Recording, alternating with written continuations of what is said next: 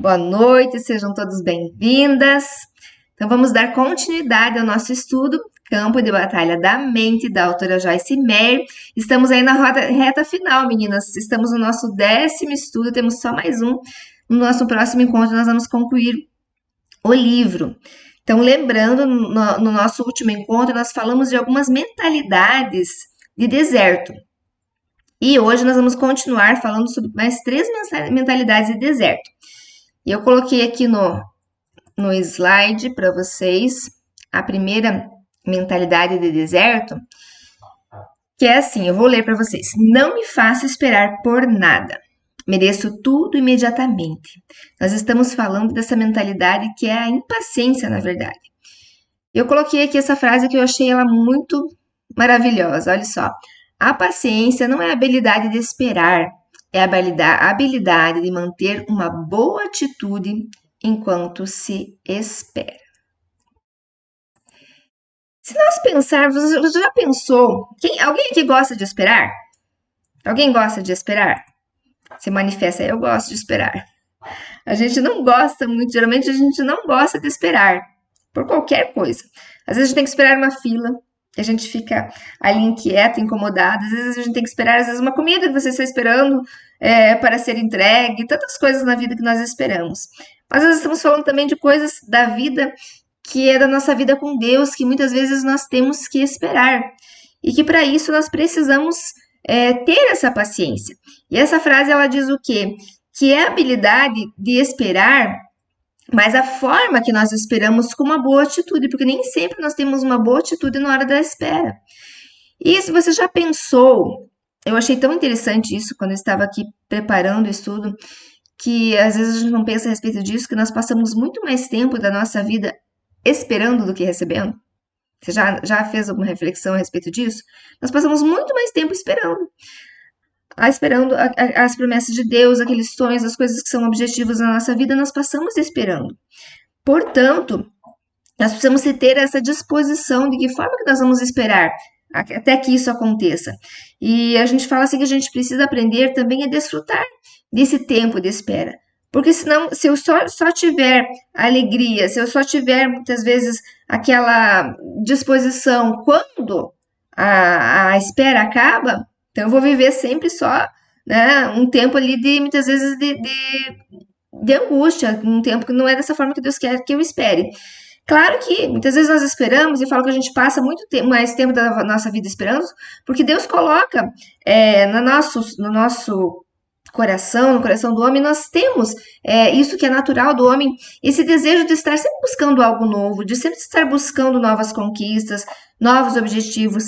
Se você olhar para a tua vida, quantas coisas que você já recebeu, que você esperou um dia? Eu creio que todas que estão aqui, já receberam muitas coisas.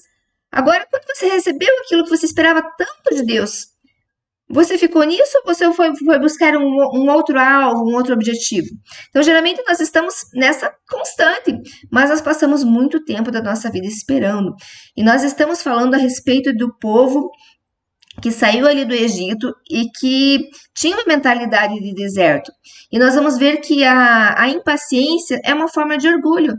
Porque quando nós somos impacientes, nós estamos dizendo que nós não temos, que nós não podemos esperar. Que as coisas têm que acontecer no momento que nós queremos, na hora que nós queremos, sabe? E agora, falando aqui para vocês, me lembrei esse ver agora, assim, é um sonho de muitos anos atrás, que uma amiga minha teve a respeito do meu esposo, né? Que eu queria que ele tivesse, né? Que ele viesse caminhar com o Senhor, que ele tivesse uma experiência com Deus. E no sonho, Deus fala para ela para dizer para mim assim, calma, a mesma pressa que você tem, o mesmo desejo que você tem, né? Deus também tem, né? Esse desejo, mas tudo tem o seu tempo. E nós temos essa tendência de querer que as coisas aconteçam no momento que a gente quer, e nem sempre é, e nós sabemos que esse processo faz parte da formação do nosso caráter, daquilo que Deus está trabalhando na nossa vida. E nós gastamos realmente mais tempo na espera. Então, nós precisamos aprender a ter uma boa atitude nessa espera e a usufruir dessa espera. A gente sempre fala assim, aproveite também o percurso, aproveite a viagem, sabe? Isso faz parte da nossa vida Porque se nós só estivermos só com o nosso olhar naquele ponto final, naquele objetivo final, né? Nós costumamos, meu marido gosta muito, a gente gosta muito de viajar de carro. E a gente viaja longas distâncias. Quem conhece mais a gente, acompanha, e que a gente viaja bastante longo. E a gente curte muito a viagem, sabe? Esse processo, não só o local que a gente vai. Isso faz parte. E eu creio que na vida a gente tem que ser dessa forma, a gente tem que curtir também, mesmo que às vezes nessa estrada, nessa caminhada, a gente vai passar por dificuldades, com certeza. Mas se nós ficarmos ali impacientes, só esperando, só à espera daquilo que você tem como objetivo, como sonho, né? Não é dessa forma que Deus deseja que a gente espere. A palavra de Deus diz para nós temos que esperar com paciência. Esperar realmente vivendo da forma que Deus determinou que a gente viva esse caminho, que a gente passe por essa trajetória, por essa caminhada. E olha o que diz assim o texto de João 16:33. Também pensando nessa mentalidade de deserto. Seja realista. Eu coloquei ali em caixa alta para a gente pensar. No mundo passais por aflições, mas tem de bom ânimo, eu venci o mundo. Então, nesse trajeto, nessa caminhada que nós estamos passando aí na nossa vida, nós sabemos que nós passaremos por aflições. Então, é um mundo que a gente vive onde nem tudo vai dar sempre certo, sempre da forma que a gente idealiza. Nós vamos encontrar pessoas descontentes conosco, nós vamos encontrar conflitos, nós vamos ter dificuldades, nós vamos ter obstáculos. E o próprio Senhor Jesus disse, vocês vão passar por aflições, mas se animem. A gente sempre fala isso aqui nos nossos estudos, porque se há uma arma que o inimigo usa contra as nossas vidas é o desânimo. Ele tenta nos desanimar, fazer com que a gente olhe para a luta, para aquela dificuldade e não olhe para o Senhor. E Jesus fala assim, tenha bom ânimo. A aflição faz parte da vida, você vai ter também. Eu também tive, Jesus passou, né, por todas as dificuldades e adversidades inimagináveis, né? E da mesma forma ele falou, vocês também vão passar, porque isso faz parte da nossa vida. Então nós precisamos aprender a ter essa habilidade, essa paciência de passar, essa habilidade de esperar, mantendo uma boa atitude enquanto esperamos. Porque o que o povo, nós falamos sobre esse povo que estava no deserto, porque qual a atitude deles enquanto esperavam? Era sempre de reclamação, era sempre de queixas, era sempre de murmurações. E nós temos que passar, nós precisamos passar por certas provações, por certas dificuldades na nossa vida, na nossa caminhada. Isso faz parte. E muitas vezes o que vai trazer esse fortalecimento nas nossas vidas são as provações. Porque essa paciência, ela vai ser revelada através das nossas provações. Então, olha o que diz esse texto. Meus irmãos, tende por motivo de toda alegria o passardes por várias provações. A gente se alegra? Você se alegra passando por provações? Né? A gente nem sempre tem essa disposição. Mas olha o que o texto de Tiago nos explica. Sabendo que a aprovação da vossa fé, uma vez confirmada, produz perseverança. Ora, a perseverança deve ter ação completa para que sejais perfeitos e íntegras e nada deficientes. Então, o inimigo, ele não pode suportar uma pessoa paciente, sabia? Ele não consegue controlar uma pessoa que tem paciência. Porque tudo que ele tenta gerar na nossa mente, nessa guerra que nós passamos muitas vezes na nossa mente, é aquela inquietação na espera, aquela ansiedade, aquilo que a gente quer muitas vezes para ontem. E o método de Deus para que a gente cresça está escrito aí nesse texto. O que ele fala? Que é necessário para que essa paciência seja revelada. Então, como que vai ser revelada a paciência na minha vida? Quando eu passo por provações. Só que muitas vezes, primeiramente, quando nós estamos caminhando nesse processo, o que é revelado lá do nosso íntimo nem sempre é a paciência. O produzido muitas vezes é a ira, muitas vezes a rebeldia, aquele sentimento de lamentação, de murmuração, de autopiedade. Então, tudo isso muitas vezes vem à tona. E a aprovação, Deus está permitindo a nossa vida para que isso seja trabalhado, para que todos esses sentimentos, esses comportamentos que não fazem parte de quem tem a mente de Cristo, sejam realmente, não sejam mais uma constante da nossa vida, mas que a gente viva de uma forma que a gente permita que essas provações, elas realmente elas tragam como fruto a paciência na nossa vida, como resultado, esse perseverar, essa perseverança traga isso como fruto na minha vida. Então, essas várias provações que muitas vezes, né, como diz aqui essa palavra, assim, não tenha como alegria o motivo de passar por várias provações. Então, tem várias provações que nós vamos precisar passar, mas elas precisam revelar as características divinas. E muitas vezes essas provações acabam trazendo à tona características que não são de Deus, que não são do reino de Deus, o que acontecia muitas vezes com aquele povo que estava no deserto. Então, vinha aquele espírito ali de murmuração, de queixa, de rebeldia, de lamentação, de pena de si próprio, quando Deus quer que a gente permita que essa provação, e por isso que eu preciso me alegrar, porque essa provação vai produzir algo no meu caráter. Ele vai produzir uma transformação na minha vida. E essa paciência, ela só pode ser revelada através de uma provação. Porque pense comigo, vocês aí que estão aqui, se eu não passar por nenhuma dificuldade, nenhuma luta, como que eu vou aprender a ser paciente? Como que eu vou aprender a esperar com aquela atitude correta, com uma boa atitude, se eu não passar por essas provações?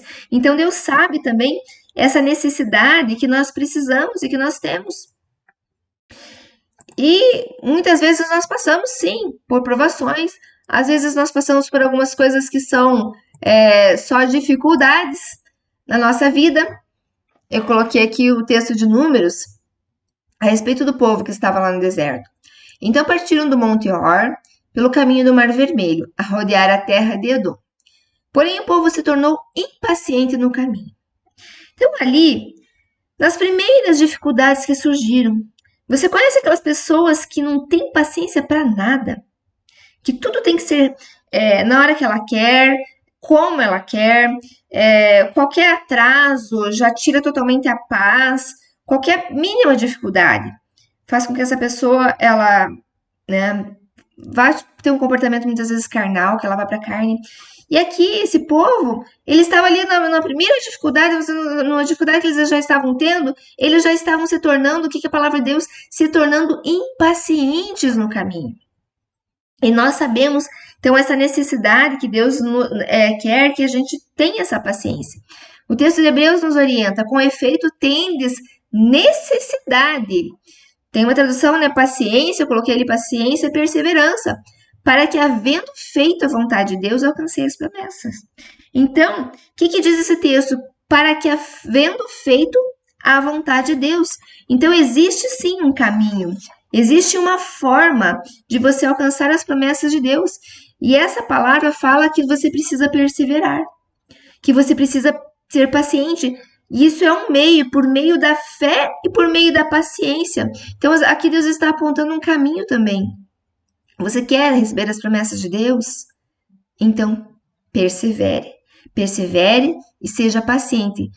E faça a vontade de Deus para que você alcance a promessa. Então, seja obediente também a que a palavra de Deus te orienta, aquilo que Deus diz. Então, a palavra de Deus diz que há necessidade.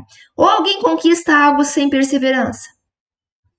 É muito difícil se nós olharmos para a nossa vida, e eu creio que se cada um olhar para a sua história, você vai ver situações diversas que você conquistou, mas que você não pode parar ali no meio do caminho. E se você tivesse desistido? E se você tivesse parado? E se você tivesse ficado impaciente e falado não quero mais? Você teria recebido a promessa? Você teria recebido aquilo que Deus havia colocado para você? Porque nós vimos que essa promessa da terra de prometida, que eles estavam indo ali para Canaã, era uma promessa para todos. Mas existia algo que eles precisavam fazer e chegar lá e ainda lutar, que tinham guerras e tinham inimigos para conquistar. Mas era preciso perseverar. Então a paciência e a perseverança, ela faz parte desse processo. E muitas vezes essa caminhada, eu coloquei aqui até uma estrada aqui no nosso post. Eu coloquei aqui a, a frase: uma linha reta nem sempre é a distância mais curta para um objetivo. Há um caminho que parece direto ao homem e parece reto para ele, né? Mas afinal são caminhos de morte.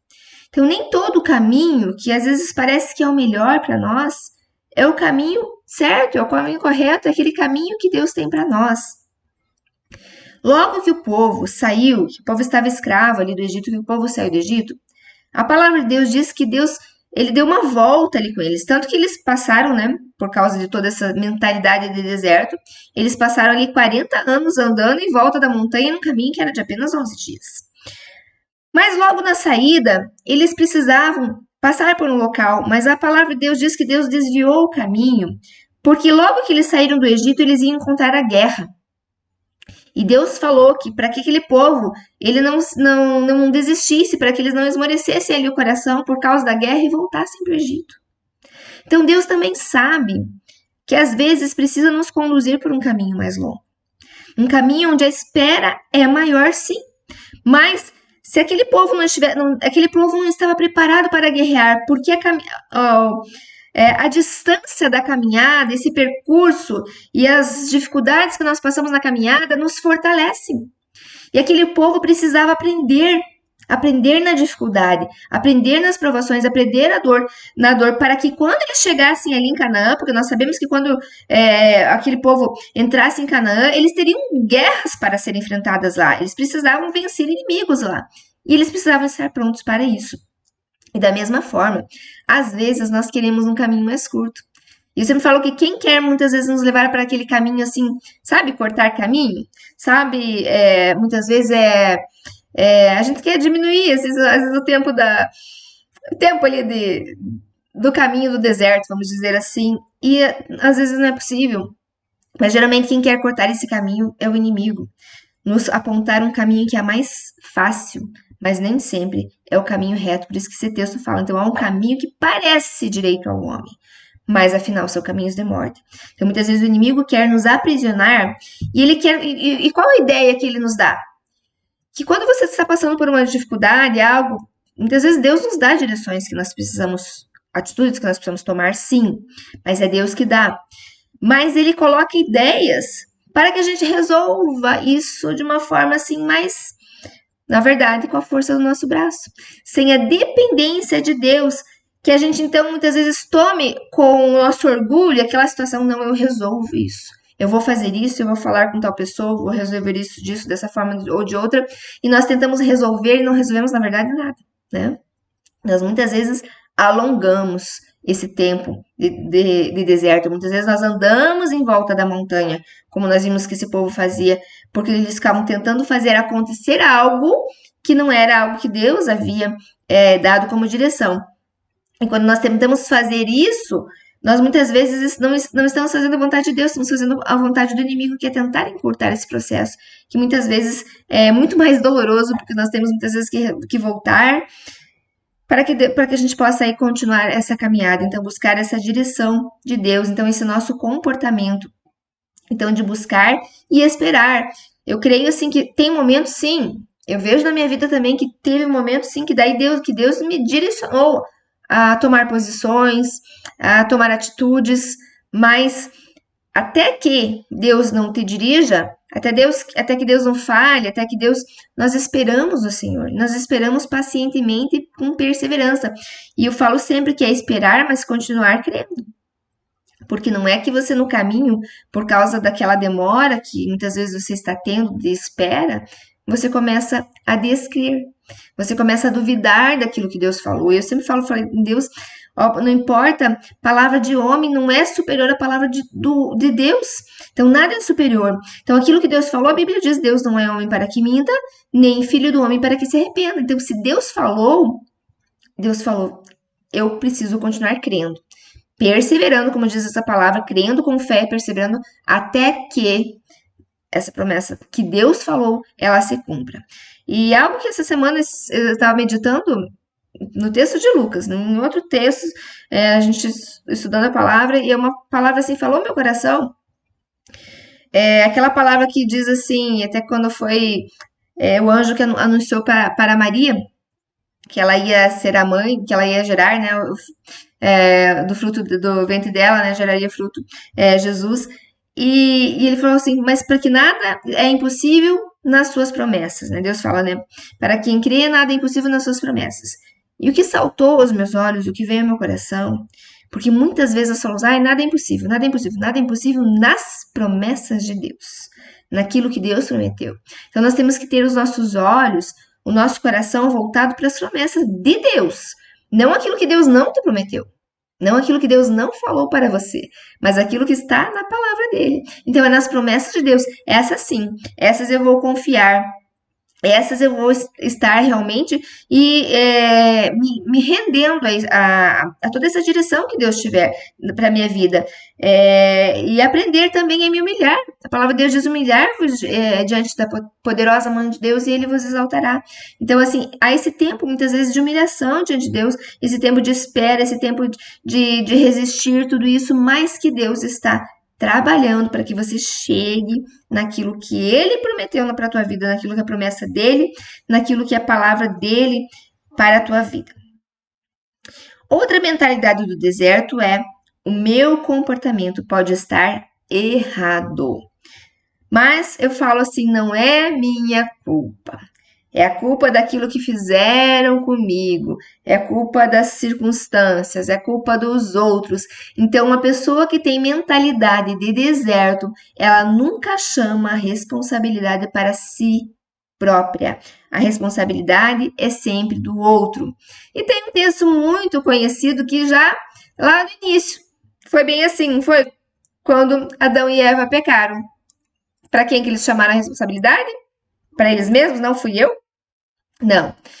Então disse o homem à mulher, a mulher que me deste por esposa, ela me deu do fruto da árvore, e eu comi. Respondeu a mulher, a serpente me enganou. Me iludiu, levou a melhor e me ludibriou, né? Ali um grifo. E eu comi. Então aqui o homem colocou a culpa em quem? Foi a mulher. Ainda colocou a culpa em Deus, né? Porque foi a mulher que o Senhor me deu.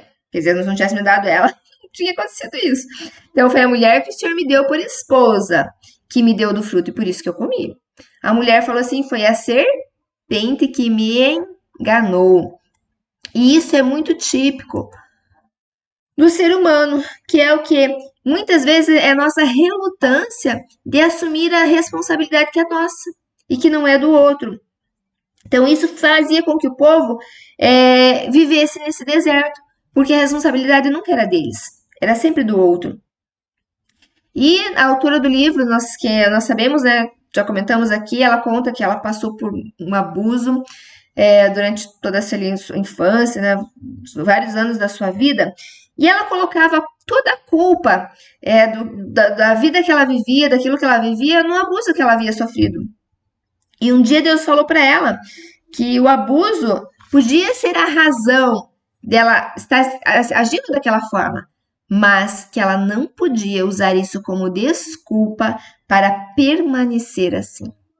E eu achei muito forte isso, muito tremendo, porque muitas vezes nós temos, quem participou também, nós falamos muito daquele outro estudo do Cura para os Traumas Emocionais, que muitas vezes nós temos ações, reações, comportamentos que nós fomos recebendo das percepções que nós recebemos da nossa vida, da nossa infância, da nossa adolescência, dos nossos pais, enfim, de coisas que nós sofremos na nossa escola, com os nossos colegas, coisas que nós mesmos, escolhas que nós fizemos, enfim.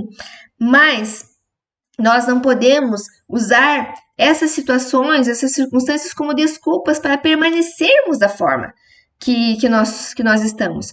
Porque quando você entregou a tua vida para Jesus, você nasceu de novo, você recebeu uma nova vida que precisa ser transformada, e essa vida do Espírito, essa vida de Deus precisa vir para a tua alma. A tua alma precisa ser trabalhada, o teu caráter precisa ser transformado. Aqueles comportamentos, eles não podem continuar da mesma forma que eles eram. Então, existiam consequências, sim, por causa de situações, você vive, eu vivo na minha vida, mas a escolha é minha, viver com essas desculpas e não querer ser mudada, não querer enfrentar a verdade, a realidade dos meus comportamentos, daquilo que eu estou vivendo. E o inimigo, ele constrói fortalezas. Nós falamos muito sobre esse texto, as fortalezas na mente, que ele coloca argumentos que se levantam contra o conhecimento de Deus. Então, argumentos que justificam o meu comportamento. Aí eu falo assim, mas como ela falava assim, se eu não tivesse sido abusada como criança, eu poderia ser alguém mais bem-humorada. Se o meu marido saísse menos, jogasse menos bola, então talvez eu tivesse mais atenção, eu seria mais feliz. Se eu tivesse uma casa maior, uma casa melhor, com certeza eu seria feliz. Se meus filhos me ajudassem mais em casa, eu sou muito atribulada, por isso eu não sou feliz. Mas e se, sabe, se. E muitas vezes o inimigo coloca essas desculpas, essas justificativas, e isso é uma mentalidade de deserto. Isso é uma mentalidade de você não ter responsabilidade pelas suas atitudes, pelas suas escolhas. Porque, e geralmente, mesmo assim, como assim, então eu almejava tanto ter uma casa melhor, e quando tivesse uma casa melhor eu vou ser feliz. Essa pessoa, ela passa a ter essa casa melhor, e essa casa melhor não traz a felicidade. Porque ela está colocando sempre a culpa nas situações e circunstâncias, e quando isso é alcançado, aí muitas vezes isso não vai trazer a satisfação que ela espera, porque ela está colocando a satisfação nessas circunstâncias, nas coisas, e principalmente na mudança dos outros à sua volta, na mudança das circunstâncias, das situações à sua volta. Então, eu não posso usar como desculpa tudo que já passei, tudo que você possa ter passado, por mais doloroso que tenha sido, e cada um sabe da sua dor, e Deus sabe, e Deus conhece, e eu creio com certeza, eu tenho certeza que Deus sabe da dor que ela passou, do abuso, que é uma dor muito terrível, e Deus não permitiu que ela continuasse usando isso como desculpa. Não, você precisa ser diferente. Você não vai usar isso como desculpa na sua vida. Você não precisa permanecer assim. E muitas vezes nós permanecemos assim. Então, e eu falo isso muito, quem me conhece me ouve falar muito, que eu sempre falo isso. Geralmente eles vêm do reino das trevas. E nesse caso, esses eles trazem desculpas para nós não mudarmos aqueles comportamentos que nós precisamos mudar e que nós temos responsabilidade. Aquele povo que estava no deserto, eles se eximiam de responsabilidade. Eles não tinham responsabilidade nenhuma. Era culpa de Moisés, era culpa de Deus, era culpa de tudo menos deles. Então, eles não conseguiam ver a responsabilidade que eles tinham. E por isso eles passaram um tempo tão longo no deserto. Olha o que diz aqui o texto de Números. Eu não consegui colocar, não coloquei o texto todo, porque é bem longo, coloquei só uma parte. Mas relataram a Moisés e disseram: fomos à terra a que nos enviaste. Quando os espias, eles foram... Então, eles chegaram ali para espiar a terra de Canaã, a terra que eles iriam ali conquistar. A terra que Deus havia prometido. Eles falam verdadeiramente. Era uma terra que mana leite e mel. E eles trouxeram o fruto dela, eles trouxeram uma vara, né, aqueles frutos enormes. O povo, porém, que habita nessa terra, tá vendo o povo, porém? O povo, porém, que habita nessa terra é um poderoso, e as cidades muito grandes e fortificadas. Também vimos ali os filhos de Anak, de grande estatura e coragem. Então, qual que é o relato desses espias? A gente sabe que dos 12 espias, apenas 2 tiveram um relato positivo, que foi Josué e Caleb. Porque 10 desses espias, o que eles falaram? Eles falaram tudo que realmente assim, Deus prometeu e é verdade. Nossa, aquilo que Deus prometeu é verdade. A terra realmente é uma terra maravilhosa, fantástica, emana leite e mel, uma terra assim frutífera, com tudo de bom. Mas tem gigantes lá.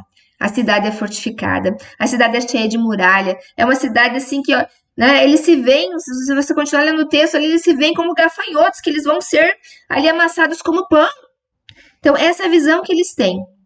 Então, eles dão mais lugar para esse mas, para esse porém, do que para aquilo que Deus havia prometido na palavra. Porque que Josué falou assim, não, levante, gente, não se desanime, vamos conquistar. Deus falou, Deus vai cumprir.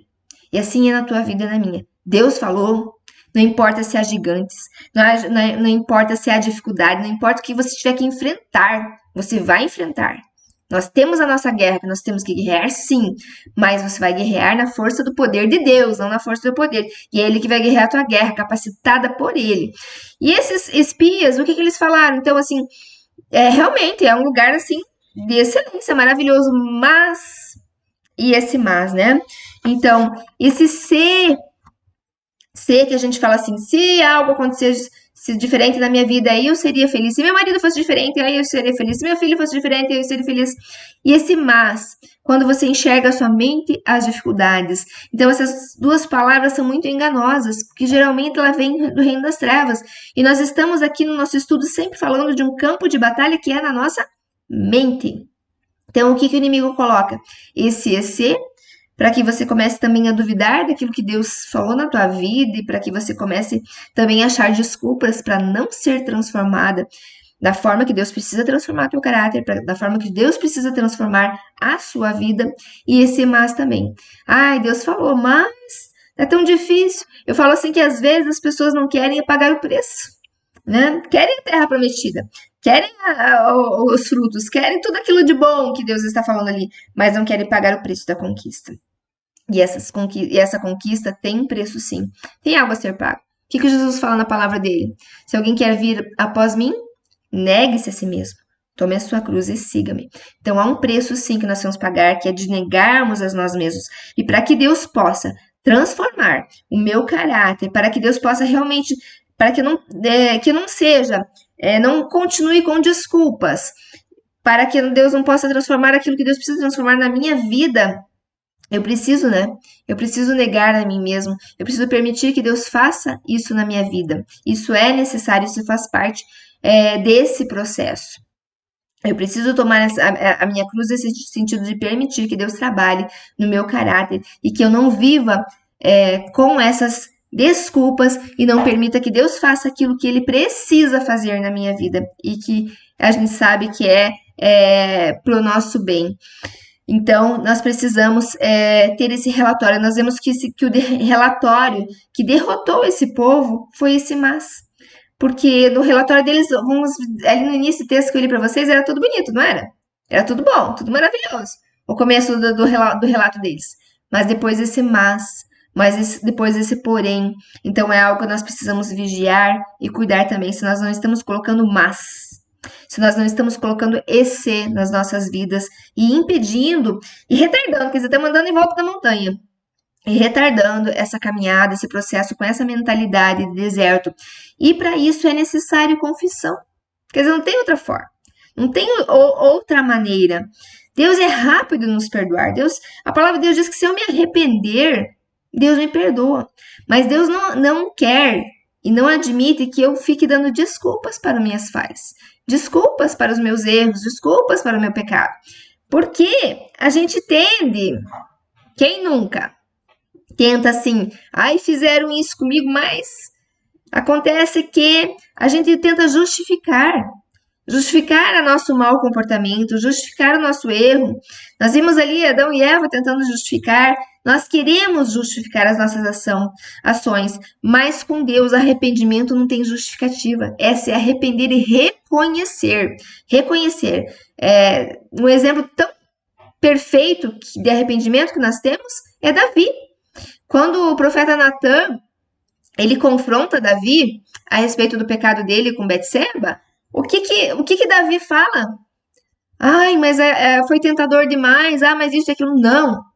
Pequei contra os céus, pequei contra Deus. Na mesma hora, Davi reconheceu, ele não ficou justificando o seu erro.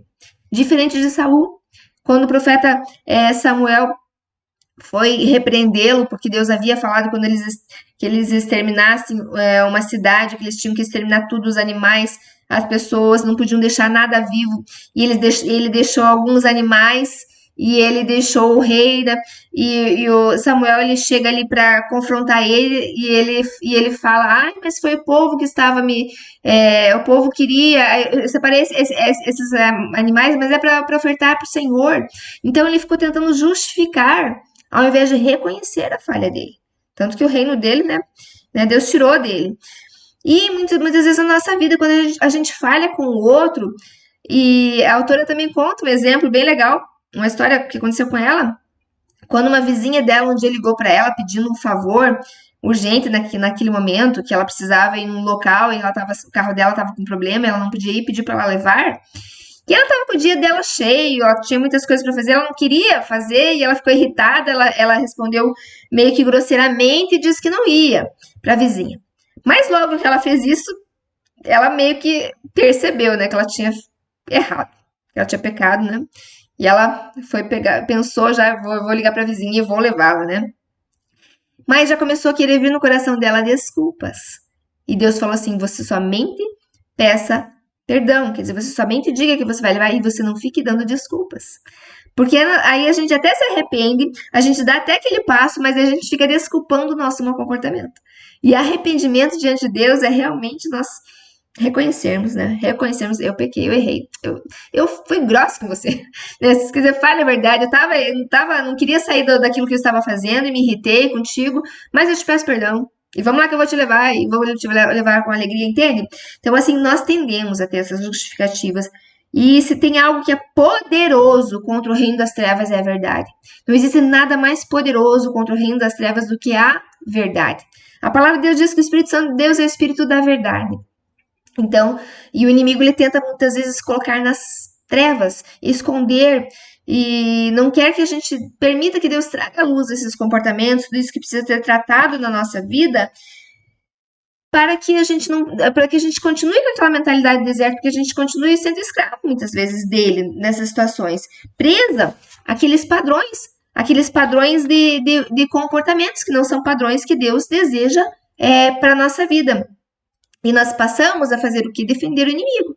Naquela palavra de Coríntios que diz, destruindo fortalezas e todo conhecimento que se levanta contra o conhecimento de Deus.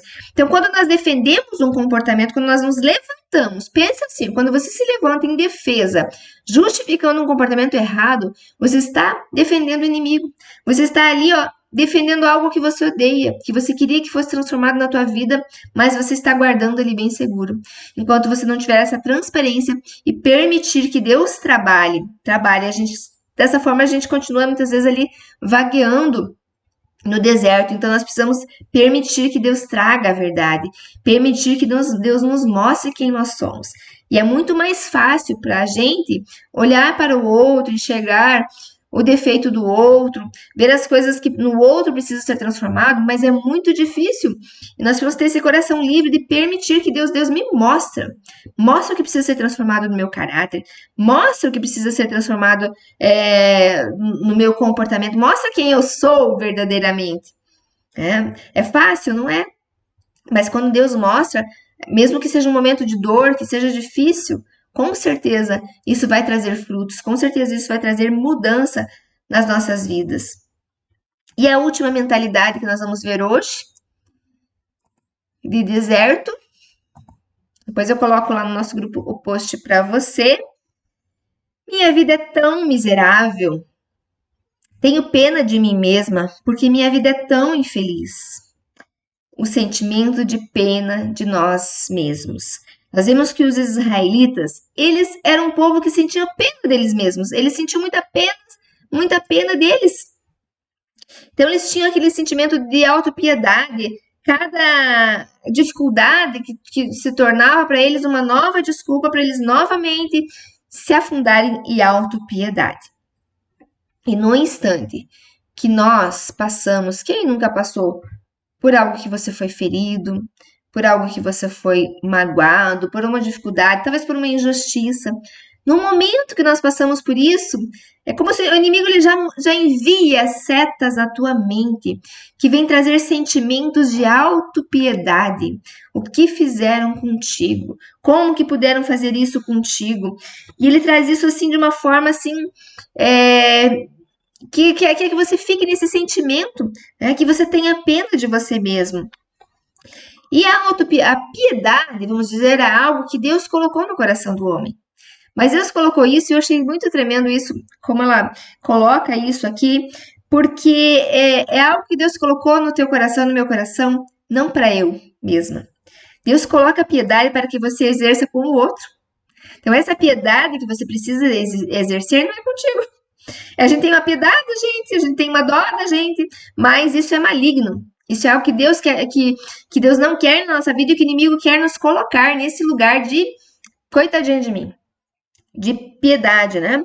E quando Deus quer que eu use essa piedade para o outro, da mesma forma, esse amor que Deus derrama no meu coração, ele precisa ser derramado na vida do outro, na vida do meu próximo. Então, esses sentimentos, muitas vezes, que tentam vir quando nós estamos passando por essas guerras, por situações que nós passamos, que o povo lá no deserto passava, não são. O inimigo tenta colocar para nós que essas necessidades, esse interesse é só meu. Aquele povo ele só conseguia enxergar o interesse dele daquele momento. E ele vivia num lugar de autopiedade. E nós muitas vezes podemos nos manter nesse lugar. E Deus quer que eu olhe para outra pessoa. Mesmo numa situação que você tenha talvez sido injustiçado. Que você tenha passado por algum conflito, por alguma dificuldade, por algum confronto, algo que você tenha enfrentado. Então o inimigo tenta colocar isso. E Deus quer que eu ainda tenha essa sabedoria, essa capacidade, de além de não ficar com pena de eu mesma, entregar para o Senhor essa causa, o Senhor vai trabalhar a respeito disso, e também olhar para o próximo, porque essa alta piedade, ela é alimentada porque nós não pensamos em nós mesmos, nós só pensamos em nós quando nós estamos com esse sentimento de piedade. E Deus não quer que você faça dessa forma. Isso se torna um vício. Isso se torna automático. Isso se torna uma fortaleza. Qualquer padrão, qualquer situação que acontece na tua vida, você já começa a dar lugar para essas setas que vêm na tua mente. Essas setas de autopiedade. Então pense, como que eu respondo? Como que eu respondo? Autopiedade? Quanto tempo que eu gasto com autopiedade? Como que eu respondo quando eu sou desapontada? Como que eu respondo quando alguém não diz aquilo que eu queria ouvir? Como que eu respondo quando alguém não concorda comigo? Quando que eu respondo quando as coisas são totalmente diferentes daquilo que eu imaginava? Eu começo a ter pena de eu mesma? Então, quanto tempo que eu gasto nessa autopiedade? E a autopiedade, olha só que frase tremenda também, forte. A autopiedade, ela nos mantém no passado. E Deus quer que a gente faça o quê? Olhe para frente, olhe para o alvo, olhe para o Senhor, aquele que é autor e consumador da nossa fé. Deus não quer que nós fiquemos... Deus é o Deus do hoje, né? Se hoje ouvirdes a minha voz. Então, olha para o Senhor, olha para frente, não fique com a tua vida lá no passado. E a autopiedade nos deixa nesse lugar, nos deixa naquela circunstância, naquela situação que nós vivemos, nós não conseguimos sair porque nós ficamos ali com pena de nós mesmas. E Satanás ali enchendo muitas vezes a nossa mente. Enchendo a nossa mente. E muitas vezes nós tentamos demonstrar daí para o outro que nós estamos insatisfeitos. E um exemplo muito que acontece muito é no casamento. E aqui a autora também coloca que ela vivia nesse vício de autopiedade, ela achava que o marido dela precisava mudar, que os filhos e tudo mais, e que tudo era por causa do abuso que ela havia sofrido. Então, o marido dela estava confortavelmente assistindo um jogo, vamos dizer, de futebol. Ah, mas ela fazia de tudo para mostrar quanto que ela sofria ali limpando a casa, fazendo todos aqueles esforços, e ele estava ali descansando, ele não estava... Então ela mostrava isso sendo bruta com ele, respondendo mal para ele, até que ela terminava muitas vezes chorando no banheiro, ali inconformada com toda aquela situação, mal fisicamente, mal emocionalmente, com pena dela mesma. E tudo isso, todos esses comportamentos, que eu falo que esse tipo de comportamento muitas vezes que nós podemos usar é manipulação, é não depender do Senhor, e nesses comportamentos ela só piorava a situação, né? Quando Deus precisou mostrar quem realmente ela era. Quando Deus falou, então, ó, não use o abuso para você permanecer como você está. É você que precisa mudar. E assim, Deus vai me libertar com a sua própria mão. Então, aquilo que Deus precisa fazer na minha vida, Ele vai fazer. E o único capaz de mudar a minha vida, de me mudar e mudar as pessoas que estão à minha volta, é Deus. Ser humano nenhum muda outro ser humano. É só Deus. Ele sim é poderoso para mudar e para transformar a vida das pessoas. Então, esse é o nosso estudo aqui né, mais um pouquinho das mentalidades de deserto. Nós vamos terminar mentalidades de deserto no próximo estudo. Mas eu quero compartilhar ainda mais um texto que foi depois, assim, que me veio esse texto. Então, não tem aí para compartilhar na imagem. Mas é o texto de Colossenses que eu vou ler para vocês. Colossenses 3, do 13 ao 14. Sejam compreensivos uns com os outros e perdoem quem os ofender. Lembre-se de que o Senhor os perdoou, de modo que vocês também devem perdoar. Acima de tudo, revistam-se do amor, que une todos nós em perfeita harmonia. Amém?